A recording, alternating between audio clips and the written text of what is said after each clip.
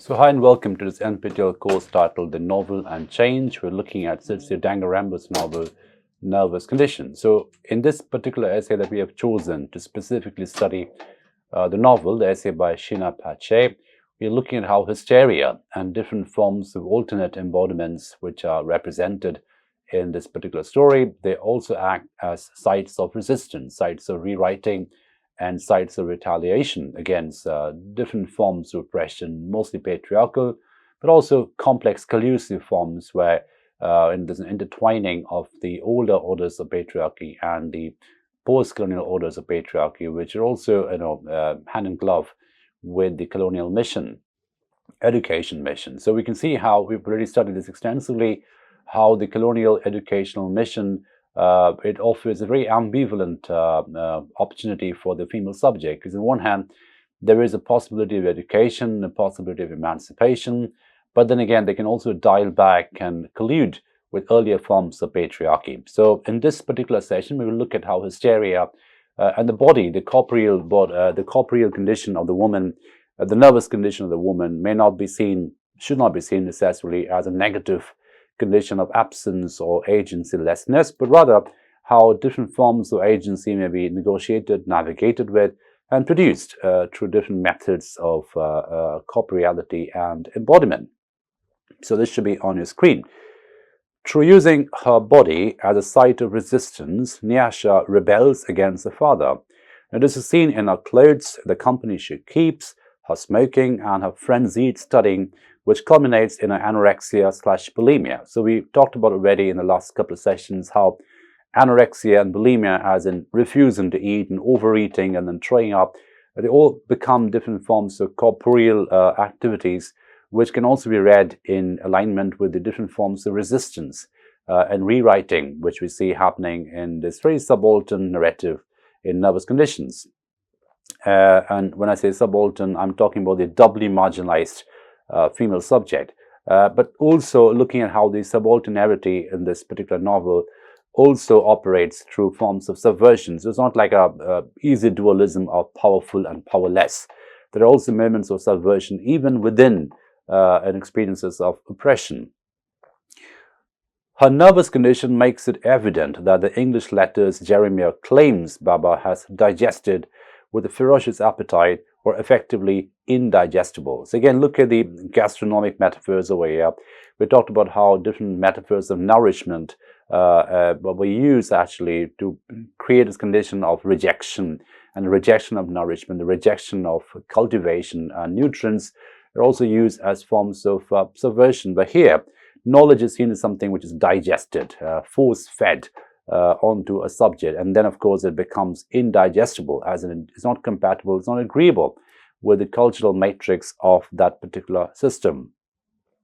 So the novel is laden with metaphors of food. So again, the gastronomic metaphors are absolutely preponderance of those across the novel. The metaphors of food, the metaphors of digestion, nutrition, indigestion, rejection of food, and so on and so forth. When Baba returns from his stay abroad, Jeremiah praises his status as both benefactor and the one who was educated in English letters. Hasvo, our father and benefactor, has returned appeased, having devoured English letters with a ferocious appetite. Do you think degrees were indigestible? Look at my brother, he has digested them. So again, the notion of something being indigestible also takes up cultural associations, different metaphorical associations, as in that template, that construct, which is not really compatible with other forms of nutrition, other forms of, well, indigenous, the earlier forms of nutrition, and so on and so forth. Now, so nutrition here is also part of the categorization, is also part of the form of embodiment, which is manifested in the novel.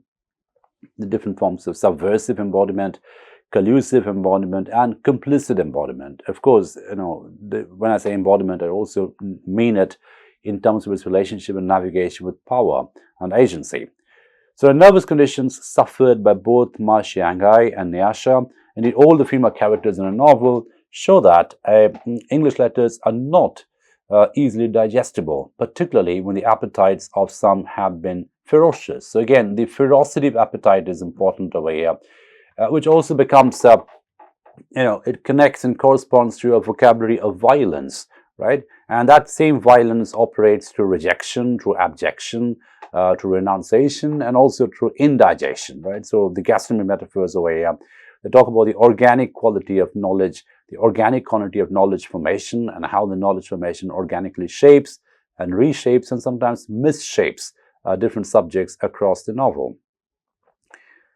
The climatic sequence in a novel in which Nyasha is hysterical after days of eating, retching, and staying up late to study shows the power of hysterical behavior to challenge dominant symbolic systems by untying familiar bonds and introducing disorder into the unfolding of everyday life, right? So this is Cixous and Clement. So we can see how this essay and the novel also corresponds to some of the vocabulary in French feminism, which looks at hysteria not just as a site of lack or site of absence or agencylessness, but potentially a site of subversion. And that subversive quality of hysteria, which is de-totalizing, de-familiarizing, but also offering alternate models of embodiment, is something which must be taken into consideration. So we can see how retching and throwing up and overeating and rejection of foods, all these different food-related activities, which are biological, organic, metabolic in function, also take up cultural associations or subversive associations. And at the heart of nervous conditions really is a quotidian quality, the dailiness of all these subversive strategies that are there. This moving away from any public space or any public marker or any monumental marker of subversion, but rather looking at how subversion operates in the liminal spaces, the intimate spaces of the home, of domesticity. So significantly, when Tambu first arrives at the mission, she initially focuses on Nyasha's glamour in irreverent ways. So the irreverence of Nyasha is also part of her seductive, subversive appeal. Everything about her spoke of alternatives and possibilities that, if I considered too deeply, would wreak havoc with a neat plan I had laid out for my life. So the neatness of Tambu is obviously contrasted with the messiness of Nyasha. And the neat plan that Tambuzai has obviously corresponds to an aspirational narrative that she's trying to espouse. That Nyasha speaks of alternatives that wreak havoc with neat, patriarchal and colonial ploys is echoed throughout the anorexia/bulimia. Both bulimia and anorexia are seen in traditional psychoanalytic models to be an unnatural aversion to food. Responses to food are also seen in terms of disease. So there's a pathologization, a pathological quality which correspond to anorexia and bulimia. But obviously, we need to depathologize these activities and also look at these in terms of metaphoric associations and metaphoric possibilities, metaphoric activities, in terms of how this corresponds to broader cultural subversive practices. However, both anorexia and bulimia alter or seek to alter patriarchal notions of the shape and size of women's bodies.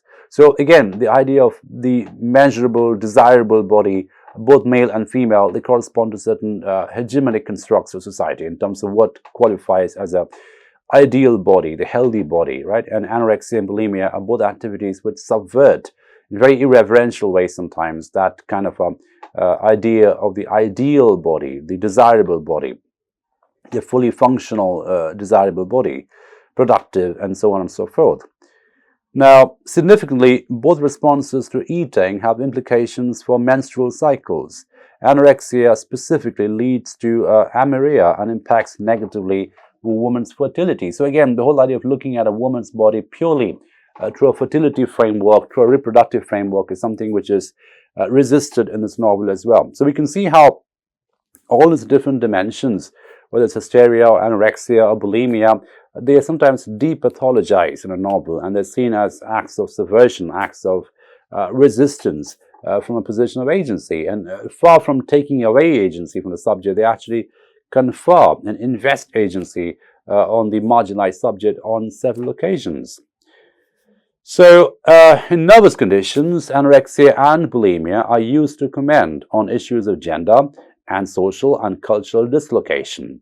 When women's voices are silenced, their bodies can't speak. So the only site of speaking, the only site of rewriting and resistance and retaliation is to the body, the corporeality of the subject. In this instance, Nyasha's vacillation between periods of starving, binging, and purging is used to reject stereotypical images of African femininity and also to rupture patriarchal ways of gazing upon and controlling the female body. So they also become an act of negotiation with the male gaze, with the heteronormative ideal of the perfectly desirable male or female bodies, and how overeating or purging or retching or vomiting or rejection of food, it all becomes this macro atomic acts of resistance directed against this orientation of the ideal subject's body. So Nyasha's reaction to food, together with Masingai's periods of anorexia, call for a reassessment of both anorexia and bulimia. They're obviously not merely unnatural aversions to food. Instead, both these reactions to food may be seen as powerful challenges to patriarchal codes that label, control, and inscribe the boundaries of a woman's bodies and their roles within society. So the entire territoriality, which is inscribed and textualized by different forms of patriarchy, are questioned and interrogated and sometimes deconstructed to this very, very atomic acts of subversion, which are very gastronomic, very biological, very metabolic in quality. Now, the ironies and ambiguities of nervous conditions reverberate beyond the ending. According to Rachel de Plus, writing beyond the ending is a quotation, a transgressive reinvention of narrative strategies that express critical dissent from dominant narrative. These tactics take issue with the mainstays of the social and ideological organization of gender as these appear in fiction. Writing beyond the ending produces a narrative that denies or reconstructs seductive patterns of feeling that are culturally mandated, internally policed, and hegemonically passed, right? So the whole idea of marking the boundaries, the whole idea of breaking the boundaries, this interplay between coercion and transgression, that operates in fiction at various levels, through which, the organized ideas about gender, ideology, textuality, and boundary sometimes can be subverted, sometimes can be transgressed, which is why writing beyond the ending becomes a site of resistance, a rewriting or a deconstructive writing method. So Tambu's journey is not one that progresses from entrapment to rebellion to escape. So it's not like a linear, neat journey from entrapment to an easy escape. In the end, that'd be like a very easy strategic subversion story. Instead, we see how Tambuza in the novel, she embodies this very complex interplay, shall we say, or not between complicity and subversion. So unlike Nyasha, she's not purely subversive, but supremely subversive. She's also, in many ways, she's complicit and she's adherent and she corresponds and conforms to many of the codes inscribed by patriarchal society. And she's a very careful navigator between these different kinds of codes which are given to her. So in this process of circular retrospection that enables the adult Tambu, so it's a bit like the adult Tambu writing back in terms of remembering what happened to her many years ago, a bit like what happens in Great Expectations of Dickens. To reinvent the markers of Englishness and tell her stories in English so as to ensure a wider readership and awareness. She must also learn to rediscover the intuition of her mother and not see her as manipulative and disingenuous.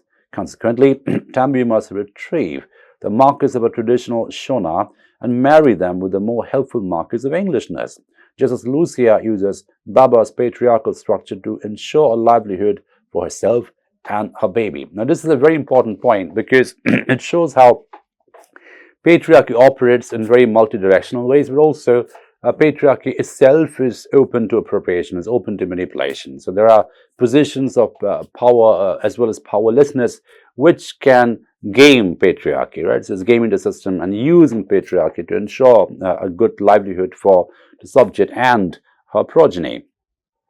So there are also benefactors of patriarchy, strategic manipulators of patriarchy in the novel as well.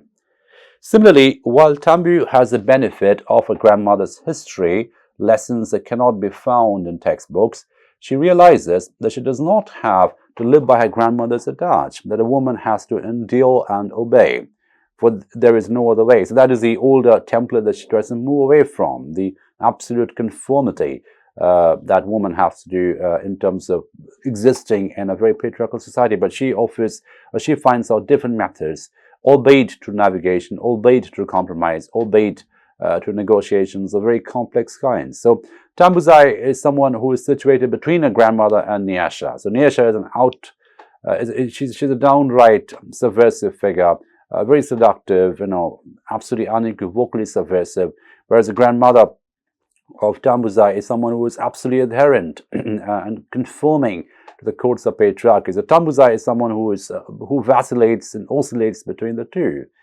So it may be argued that Nervous Conditions seeks to redraw the links between grandmothers, mothers, and daughters. There is this triangulated relationship of intergenerationality in Dangarembga's novel. However, the redrawing of these links does not imply that daughters have to repeat the misconceptions of their mothers and or grandmothers. Consequently, Tambu must reassess the stories of both her mother and grandmother so they are meaningful to her. So in a way, looking back at this, the history of a grandmother, the history of a mother also gives her a template to Tambuzai in terms of what not to do, what to ignore or what to move away from, what to depart and deconstruct. Tambu also reinvents the markers of her poverty and gender by disproving her father's contentious notion that books cannot be cooked. So again, we look at the idea of knowledge and digestion, knowledge and consumption, books obviously as vehicles of knowledge, and cooking obviously as processes through which the raw is converted to the edible and the digestible. In a novel that draws such close links between food, gender, and identity, Tambu disproves her father's contemptuous remarks regarding books. The maize she plants and sells to Doris ensures a primary school education. And ironically, Jeremiah has no problem with eating the food that Mary gives books by him. So again, books become ways to procure food. Books become ways to procure, consume knowledge, which then can be sold, which then can be circulated in exchange of money, in exchange of food, and so on and so forth. So the very triangulated relationship between the subject, knowledge, and food become one of the central themes in Dangarembga's novel. Through reinvention, retrieval, and rememory of the stories of four women, so the whole idea of remembering again something which may or may not have happened in the first place, Tambu's story shows that identities need not necessarily be seen in terms of binaries of colonizer, colonized, self, other, male, female, which contaminate.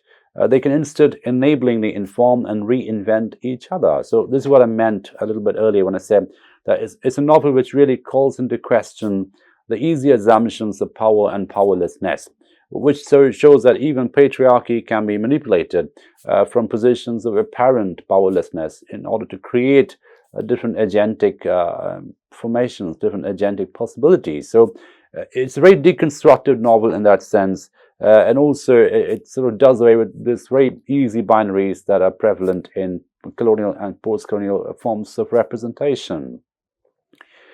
Lindsay Pentov-Agueda emphasizes this by pointing out that no simple retrieval of an identity as African or woman is possible, because both are contested terms undergoing a continuous revision in the colonial and the post-colonial context.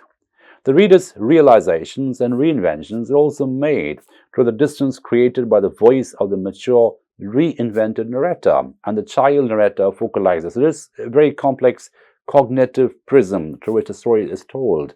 In terms of a more matured version of Tambu, looking back at a less matured version of Tambu, and the whole narrative just designs itself to different levels of maturation and experience.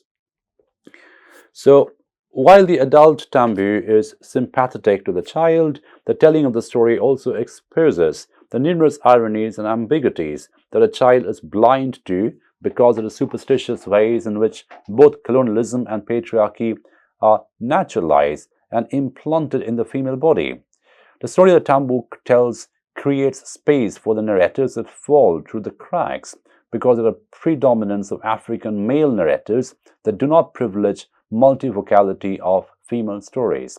Hence, the very categories of storytelling have been reinvented. So the last point here is very important and useful for us because it talks about the re-ontologization of storytelling in a post-colonial context, the need to rescue the post-colonial story from a monolithic, mainstream, homogeneous understanding of subversion or agency or agencylessness or identity. Instead, what we have in nervous conditions is a very polyphonic perspective where different stories sometimes supplement, sometimes undercut each other, where the same subject can deconstruct themselves depending on the temporal experiential locations. So the irony in nervous conditions is also directed at the story, directed at the storyteller at different points of time, because the differences between naturalization and normativization and alignment apropos of colonialism and patriarchy and alienation from it are not always very clear, right? So there are the different forms of navigation, different forms of negotiation through which the subject can be naturalized as well as deterritorialized. The subject can be, a normative subject, appropriating and consuming a vocabulary of violence, a vocabulary of oppression. At the same time, the subject can become a subversive subject. The same subject can become a subversive subject on a different point of time. And the story in nervous conditions, which is why the title is so important, is a very messy entanglement of a very distributive network which is polyphonic and heteroglossic and carnivalesque in quality. And the multivocality, which is mentioned at the end, is the really big key, the really big legacy of this novel, which is directed against not just colonialism per se, but also about other versions of post-colonial representations, which at the end of the day offers one integrative voice, which is often always, more often than not really, very male in quality. So the maleness and a monolithic and the homogeneous essentialism of subversion and oppression and different forms of power and powerlessness are deconstructed in Dangaramba's novel. Instead, what we have is how even the story and the storyteller are being ironized. Even they are not outside of the scope of irony. So there's a sense of reinvention of the narrator, reinvention of the ontology of storytelling in the post-colonial diachronic point, where, when you sort of go back to the past and realize one's complicity with different forms of oppression, one's absolute alignment to different forms of patriarchal control, even as one moves on and becomes a subversive figure. So, like I said, the difference between subversion and complicity, between territorialization and deterritorialization, are never really clear in this novel, which makes the novel so messy, so mutable, and so relatable, and which is ironically one of the very radical ways this novel keeps asserting itself with all this, freshness, all this polyphony, with all this very heteroglossic and multivocal and multicorporeal, one should add, the multicorporeal modes of storytelling, how the same body can operate in different corporeal registers. So how hysteria can be both an act of helplessness as well as an act of agency. How anorexia can also be an act of rejection and an act of appropriation. How bulimia can be an act of over-appropriation as well as an act of absence, right? So all these different attributes are connected, disconnected, integrated, and disintegrated in a very deconstructive ecology, which is at the heart of this narrative machine in nervous conditions. So, true to its title, this is a story about nervousness, about dissemination, about distribution, and about a very polyphonic understanding of the subject in the post-colonial, emerging post-colonial nation state. And like I said before, the difference between subalternity and subversion is never really clear in the novel, and it operates in the position of a doubly marginalized subject who still manages to recover and negotiate and navigate with agency through different atomic acts at different points of time. And the atomic acts can include bodily acts, corporeal acts, biological acts, metabolic acts. So nothing is outside the discursive, subversive territory. Everything is within the subversive ecology, the discursive ecology. The body is foregrounded, the bodily acts are foregrounded in all their granularity, in all the details, which is what makes this novel really radical in its sort of inward-looking gaze, which also, by dint of being inward, it also counters the otherwise very, very patriarchal male gaze, which is homogenizing and essentializing.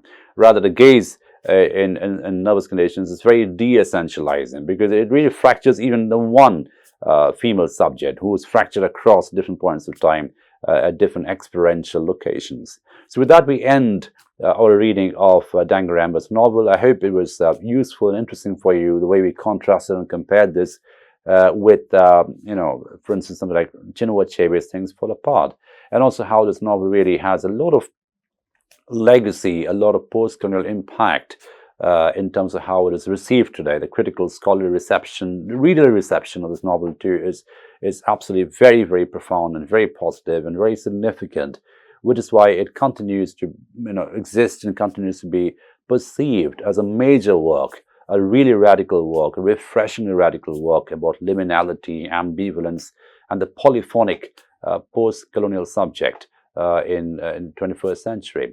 So with that, we end our reading of Sitsu Dangarembga's Nervous Conditions. We'll move on to the new text in subsequent sessions. Thank you for your attention.